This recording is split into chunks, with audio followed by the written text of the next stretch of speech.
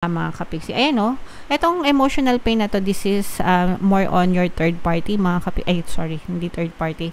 More on your person, guys, no? Kasi ang nakikita natin ditong lungkot is lungkot dun sa side ng person nyo. Pwedeng malungkot din kayo, guys, pero mas nalulungkot yung person nyo dun sa pinagdadaanan na magkahiwalay kayo, mga kapiksi. Pero mahal na mahal ka ng person mo, guys. And ayan o, parang gusto niya maging provider, gusto niya maging matinong provider.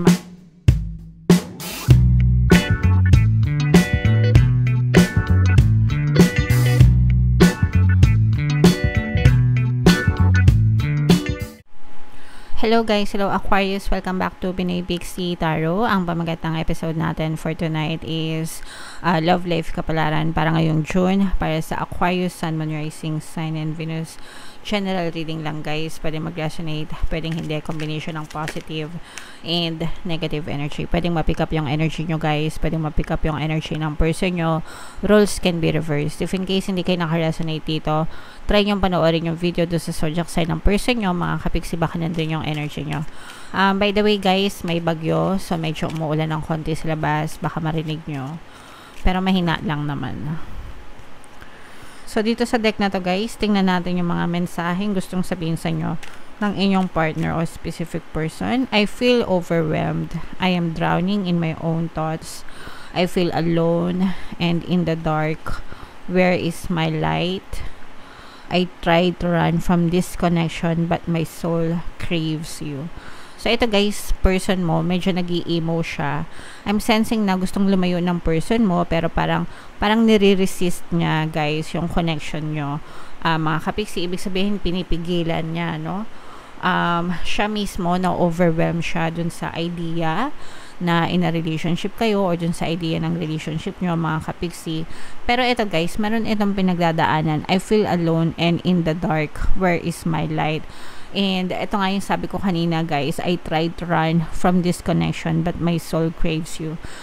For some reasons, mga kapiksi, no, pwedeng may mga reason siya kung bakit siya lumalayo sa'yo, kung bakit siya nagkakaroon ng emotional detachment, mga kapiksi. Pwedeng LDR din kasi kayo nitong person na to, o kaya naman, guys, pwedeng affair din itong connection na to, ibig sabihin bawal. Guys, okay, kaya itong person mo parang lumalayo siya, mga kapiksi. O kaya naman, for some of you guys, parang feeling ko may trauma itong person nyo, no, na pwedeng may trauma siya sa relationship and ayaw niya munang pumasok sa isang relationship, pero hinahanap-hanap ka nitong person na to, mga kapiksi. Okay, so there's a lot of reasons. Syempre iba-iba sila ng mga dahilan, dahil iba-iba naman yung mga person nyo, pero sinusubukan niyang i-justify, guys, yung paghiwalay niya sa'yo, pag emotionally detached niya. Pwedeng din to, guys, meron siyang nagawang kasalanan sa inyo, tapos lumayo siya, ganyan, tapos parang simula nung lumayo siya sa'yo, parang nagdilim na yung buhay niya, parang gumulo lalo yung buhay niya, and ikaw yung kumbaga ikaw yung nagsisilbing liwanag sa kanya. Ngayon niya lang yon na-realize nung wala ka na and hinahanap-hanap ka kanya. Okay? So, yeah. Comment down below, Aquarius, if feeling nyo nakaresonate kayo dyan sa mga messages na yan. So, hanapin natin yung love energy dito, guys, at saka yung energy ng Aquarius. Shuffle ko to, guys. Habang sinashuffle ko to, panoorin nyo muna yung video natin regarding sa ating paano mag-manifest ng abundance video course. Kapiksi, sawa ka na ba sa mga struggles at hirap sa buhay mo? Masipag ka ba at masikap sa buhay ngunit hindi ka pa rin umaasenso? Ilang beses ka na bang nag-attempt mag-negosyo at mag-invest pero palagi ka pa rin nalulugi? Sa pagkakataon na ito ay maaaring may subconscious beliefs ka na nagiging balakid sa iyong pag-unlad at pagyaman. Introducing, paano mag-manifest ng abundance video course. Dito ay matututunan mo ma-overcome ang mga balakid mo para tuluyan ka ng umunlad, umasenso, sumagana, maging matagumpay, successful at maswerte sa iyong kabuhayan, pera, trabaho, negosyo sa labi at kaperahan ng bonggang-bongga. Dali, mag-send na ng email sa pinoypixie@gmail.com at simulan na ang iyong pagyaman ngayon. Alright, so sa lahat ng gusto mag-avail ng course guys, ongoing sale tayo until May 31, konti na lang yung araw na natitira. Pwede kayo mamili kung gusto niyo ng free 1 pampaswerte subliminal o kaya naman ay 200 pesos na discount mga kapiksi. And introducing guys, meron tayong bagong video course para sa love, paano mawala ang third party at magkaroon ng harmonious na relationship para sa mga kapiksi natin na nagkakaroon ng problema sa third party situationship sa mga relationship nila. Promo price tayo, intro price mga kapiksi, no? Magbibigay ako ng 30% na discount, 30 guys. Until May 31, napakalaking discount guys, napakaganda ng course, mag-avail na kayo habang malaki pa yung discount nyo mga kapiksi.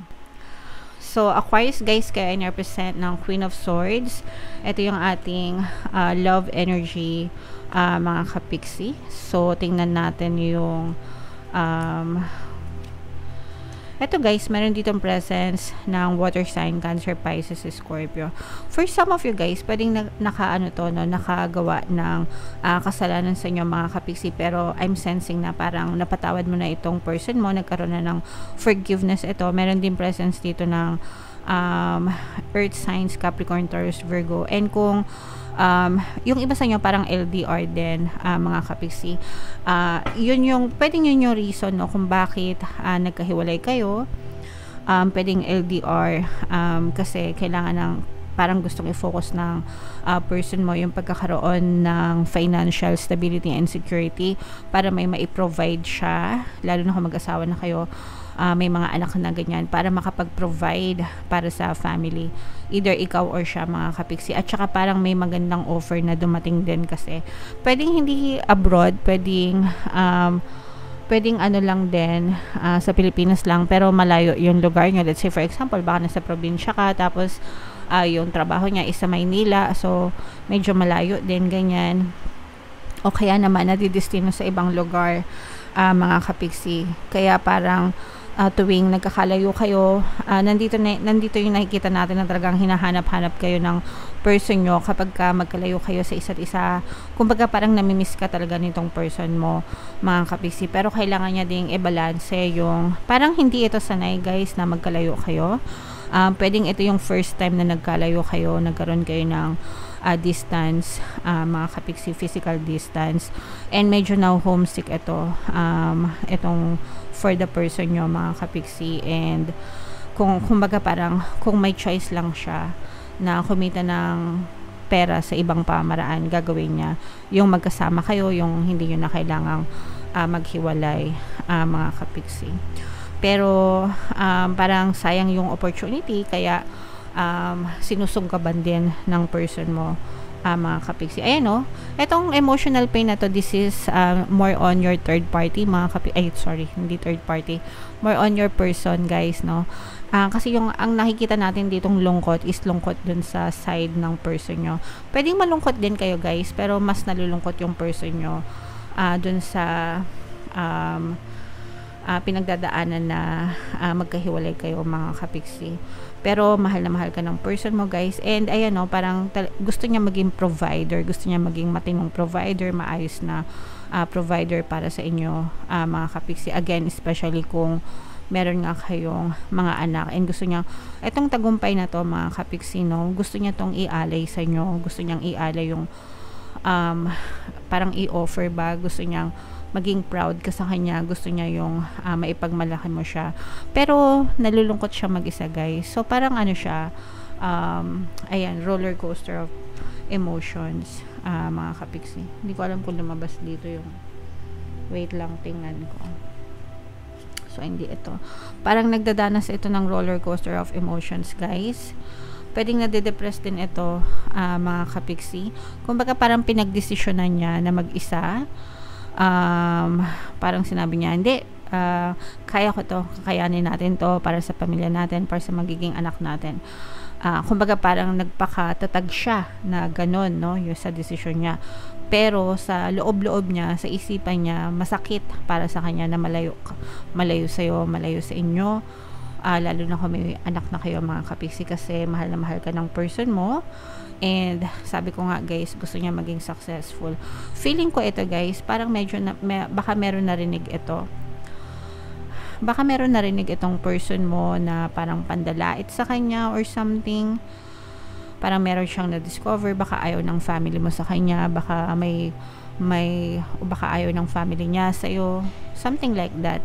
Pero meron siyang gustong patunayan, Kapiksi, okay?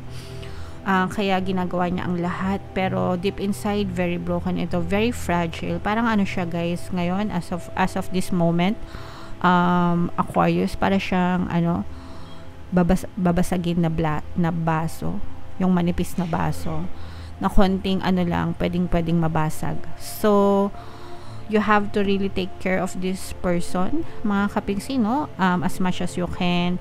Pwedeng kayo din, again guys, pagdating sa love, no, pwedeng magkabaliktad yung role. So baka kayo naman yung ganun yung pinagdadaanan, mga Kapiksi. Pero if in case na ito yung pinagdadaanan ng person nyo, medyo emo, mga Kapiksi, kailangan nyo tong alagaan, palagi nyong kausapin, palagi nyong i-chat, let them know na nandyan lang kayo para sa kanya, na na-appreciate nyo lahat ng ginagawa nila para sa inyo, mga Kapiksi. Kasi parang feeling ko medyo depressed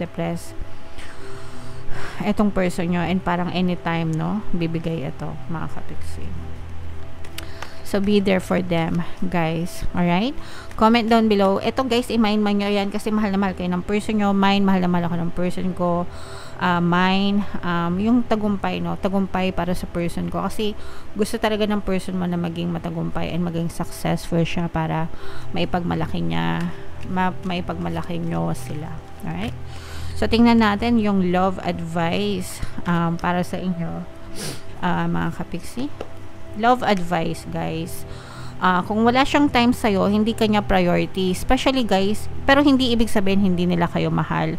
Kasi dito sa spread na to, nakikita natin na priority niya is yung pagbibigay ng secure na kabuhayan sa inyo, mga Kapiksi. Lalo na kung nasa ibang bansa, guys, syempre, kung magkaiba yung time zone nyo, mahihirapan talaga kayong kontakin sila or kausapin sila. Pero wag nyo siyang bibigyan ng negative na kahulugan, no? Kasi sometimes kaya nagkakaroon ng mga third party or nasisira yung mga relasyon kasi kung ano-anong negative thoughts yung ine-entertain. Hindi lang makapag-text, hindi lang makapag-reply. Ang dami ng ginawang story. Kayo din yung gumagawa ng ikasisira ng ulo nyo, no? So pwedeng mas priority niya kasi yung trabaho niya. Pwedeng pagod sa trabaho, di ba? So kailangan magkaroon kayo ng tiwala and magkaroon ng tawag dito, ng tiwala. Okay? And another message, Aquarius, wag umiyak bagkus ay magdasal. So wag idaan sa iyak lahat, mga Kapiksi, no? Just pray and sabayan ng positibong mental diet, work on your relationship, mga Kapiksi, para malampasan nyo lahat ng problema. Walang perfect na relationship, guys, pero pwede kayo magkaroon ng harmonious na relationship, mga Kapiksi. Kaya nga ako gumawa ng course, pwede nyo i-avail yun kahit walang third party para magkaroon kayo ng harmonious na relationship. Okay? Alright. So, comment down below, Aquarius, if feeling nyo naka-resonate kayo. Ito yung ating mga relationship subliminal, guys. Pwede nyo pakinggan, libre lahat yan. And ito naman yung ating success stories ng paano mag-manifest ng abundance video course. Click here to subscribe, guys, and click here to join our membership program. Thank you for liking, sharing, and subscribing. See you again next time. I love you all, guys. Have a nice day. Bye-bye.